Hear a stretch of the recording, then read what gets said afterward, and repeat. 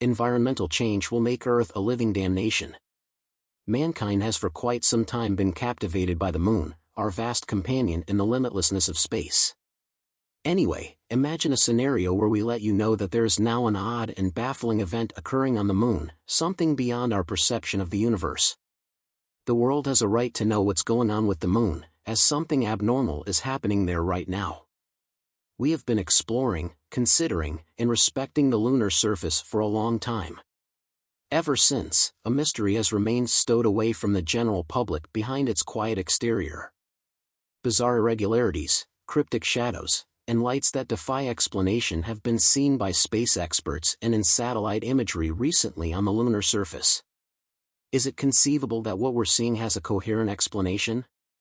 On April 8, a portion of Mexico, the eastern U.S., and eastern Canada were covered by an all-out solar eclipse.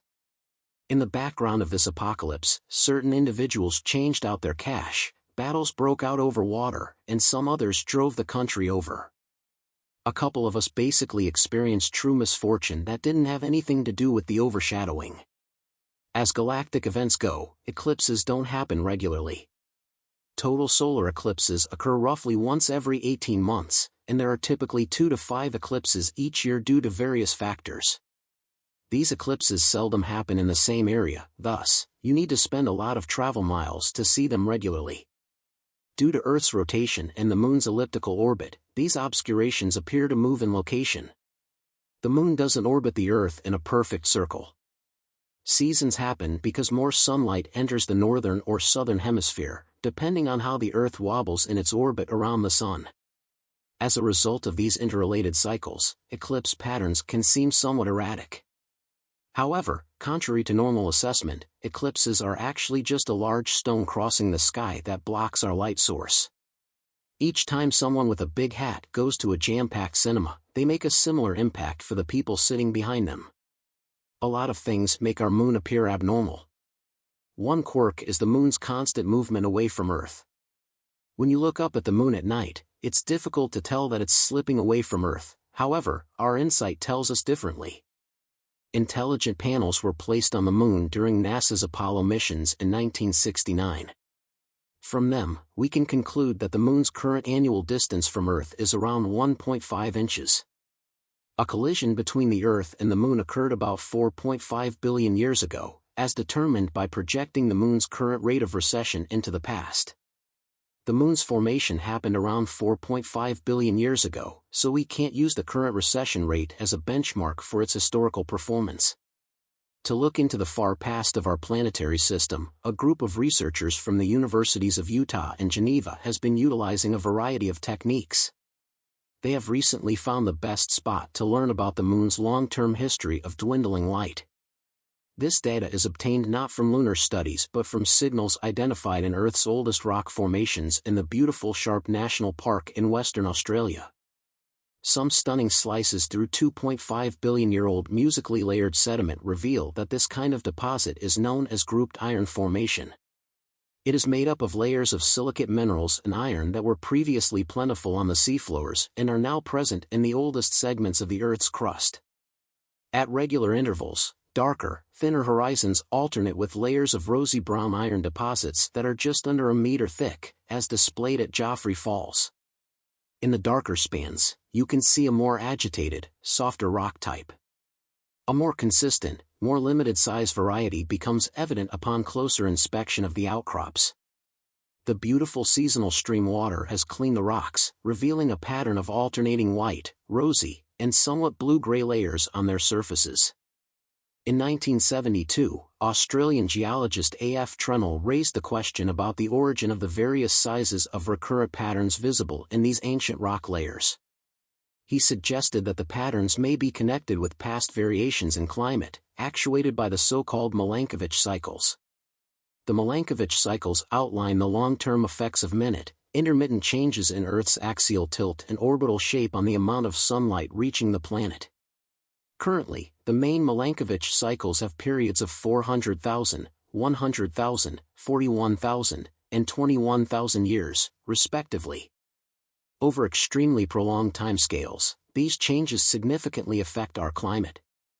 past occurrences of extremely cold or warm periods, as well as wetter or drier regional climate conditions, are prime illustrations of the impact of Milankovitch cycles.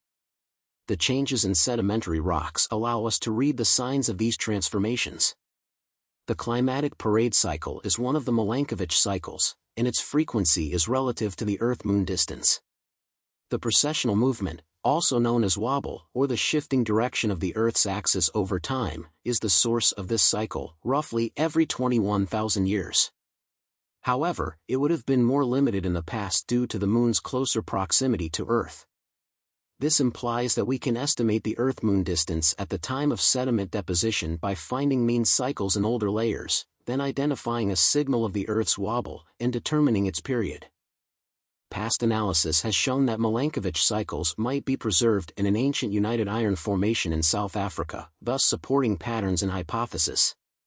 As with the stones of South Africa, the combined iron formations of Australia were likely kept in the same sea around 2.5 billion years ago. The cyclic fluctuations in the rocks of Australia, however, are more clearly visible, allowing us to analyze them with far more accuracy. The combined iron formation in Australia has been found to contain rocks with various sizes of repetitive varieties that generally repeat every 4 and 34 in intervals. According to analysis, we found that these repetitive changes occurred roughly every 11,000 and 100,000 years. At the point when we join these thicknesses with the pace of sediment deposition, the examination persuaded analysts to think that the long-term cycle observed in the rocks is probably linked with the atmospheric precession cycle, which has a significantly shorter duration than the present 21,000 years. After that, they determined the Moon-Earth distance from 2.46 billion years ago using this precession signal. By that point, the Moon had approached Earth by almost 37,300 miles. Generally 1.5 times Earth's radius. In contrast with the present 24-hour day, this would significantly shorten the length of a day to about 17 hours. Research in astronomy has provided models for the development of our planetary system and observations of current conditions. Since the Moon's creation 4.5 billion years ago, likely due to a collision between Earth and the hypothetical planet Theia, the two celestial bodies have been orbiting each other. However, these orbits have evolved over the years. As the Moon fades in its proximity to Earth, the last total solar eclipse will be visible from Earth in the distant future, when our species will be looking up at the sky. Although it might not be visible from Earth, the Moon's speed fluctuates over time, similar to the case with all orbits. The speed of the Moon increases as it approaches perigee, the point where it is closest to Earth. In the field of orbital physics, these details are crucial. Pointing in the direction you're going and initiating a burn called a prograde burn can extend your craft's orbit and widen your reach.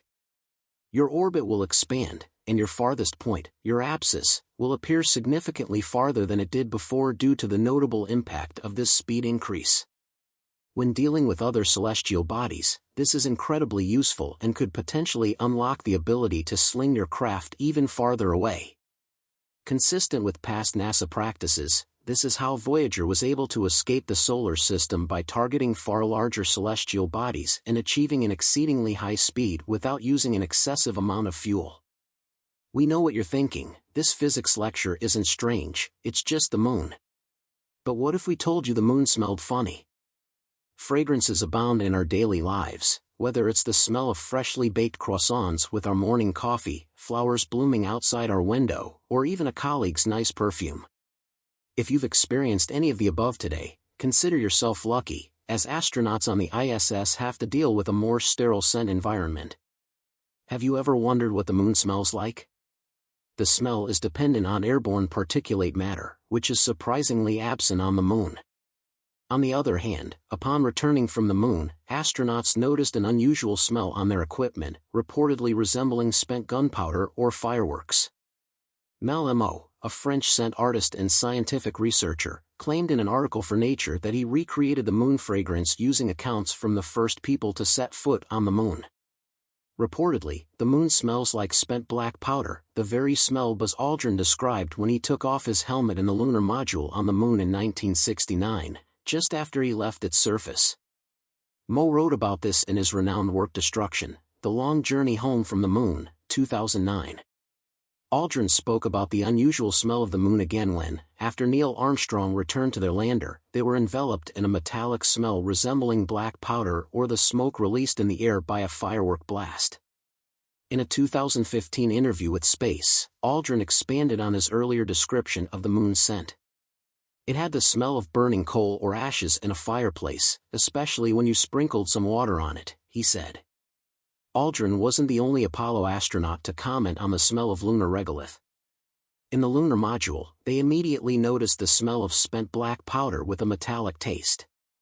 It is this black powder fragrance that remains in their memory more than other similar smells. Apollo 17 astronaut Harrison Schmitt recalled a similar experience. Lunar materials that have since been analyzed on Earth did not display this smell. Although the exact cause remains undetermined, scientists suspect it may result from a transient chemical reaction between oxygen and lunar surface particles, which eventually dissipates.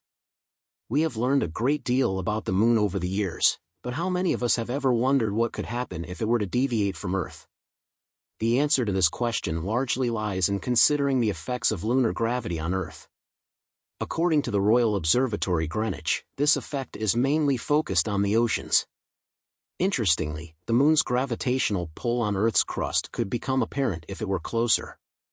Not only would Earth's rotation slow down and tides be 3 times higher at around half the current distance, but seismic activity and volcanic eruptions would also be more common.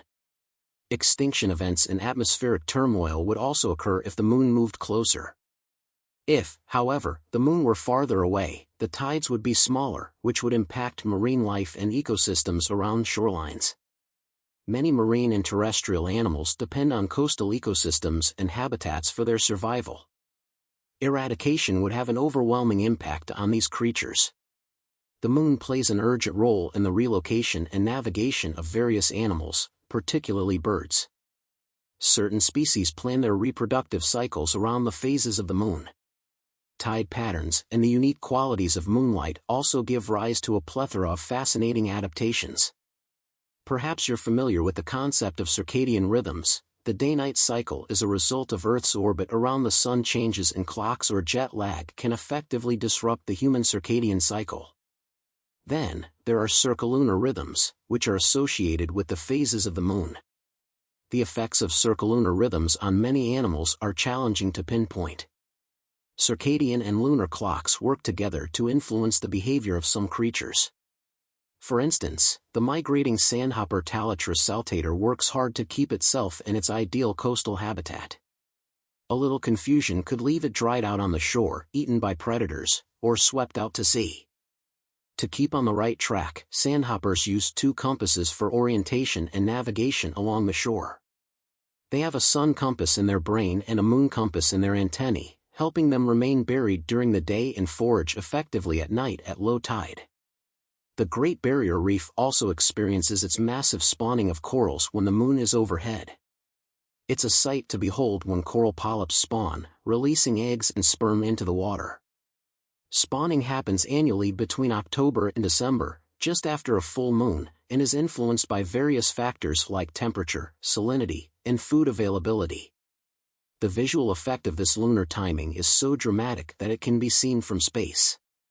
More extreme temperature variations and disruptions to the global climate might be in store due to changes in ocean currents, which drive and stabilize the climate. Different seasons occur in the northern and southern hemispheres due to Earth's tilt, which is stabilized by the moon's gravitational influence. A world with less stability could see an end to seasons altogether or an increase in extreme weather events. With less impact on Earth's rotation and longer days and nights, a greater distance would make the moon appear smaller in the sky.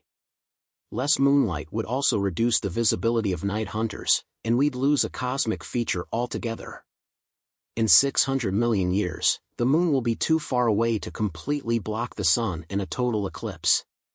Could Earth lose the moon before the sun expands into a red giant, destroying both the moon and humanity?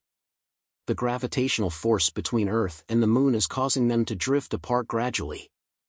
Our natural satellite is slightly shaped like a football due to the tidal forces caused by Earth's gravity. The moon is pulled toward Earth by the gravitational force of the tidal bulge. Due to the lunar tides, the oceans shift, creating friction on Earth's surface and slowing the planet's rotation. When the Moon formed about 4.5 billion years ago, Earth's rotation was much faster, and the length of a day was around 5 hours. The combined effect of these forces is to pull the Moon further from our planet. The Earth and the Moon must maintain a constant total angular momentum within their shared gravitational field. A rotating object's angular momentum is defined by its rotational speed. It increases as your rotation speed increases, and decreases as you rotate more slowly. Another critical factor is your distance from the system's center. Moving further away increases the system's angular momentum, while moving closer decreases it. For the Earth-Moon system to conserve angular momentum, an external force would need to enhance the system's angular momentum. A moving object, like the Moon, moving further away increases the system's angular momentum. An early collision between the young Earth and a Mars-sized object is the most probable source of the Moon's composition. Since the Moon's rotational speed is being slowed by tidal forces, it is tidally locked with Earth, meaning it always shows the same side to our planet. Similarly, Earth's rotation rate is slowing due to these forces. In about 50 billion years, Earth will be tidally locked with the Moon due to its slow rotation, permanently showing only one side to the Moon. At that point, the Earth-Moon system would stop drifting apart. Nevertheless, the Earth-Moon system will likely be disrupted and destroyed when the Sun expands into a red giant star around 5 billion years from now. If the Moon continues to retreat from Earth at its current rate, it will have traveled an additional 17,000 miles by the time it is engulfed by the red giant Sun in about 5 billion years. In the end, neither Earth nor the Moon will be able to separate from the other. The Sun will destroy them both. Although it is far off, this is yet another reason to appreciate the Moon's presence in the night sky while it is still visible.